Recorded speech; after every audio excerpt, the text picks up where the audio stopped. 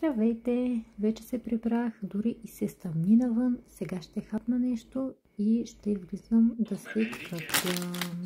Аз не си суша косата, само така леко я попивам с някаква булска и оставам да изсъхне сама. Ето и серума, който ползвам, и околоочния крем. Здравейте и от следващия ден. Часът е близо 8. Аз тръгвам към Еконт. Ето ме вече тук да пусна пратки и съм в салона. Това клинче на другото може да го поръчате от нашата страничка Джани Мода. И дойдохме да вечеряме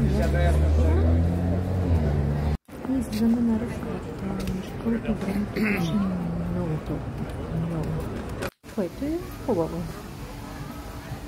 На разходка. Утре ще ви покажа и новите моделчета, които получихме.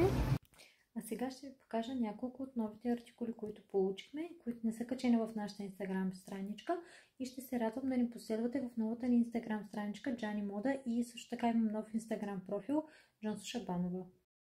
Сега показвам едно дамско пуловерче, много топличко и мекичко. Тук отпред е с мече. Ето вижте как е мечето. Тук е с връзки. Също така имам го с това мече. Имам го и с ето такова мече, което е с пухчета и камъни. Ето да видите и това. С панделка. Перлички има и пухчета.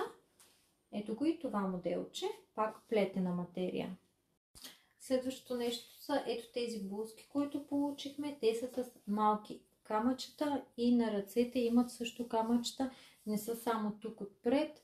Ето ги и на ръцете. Ето и тук.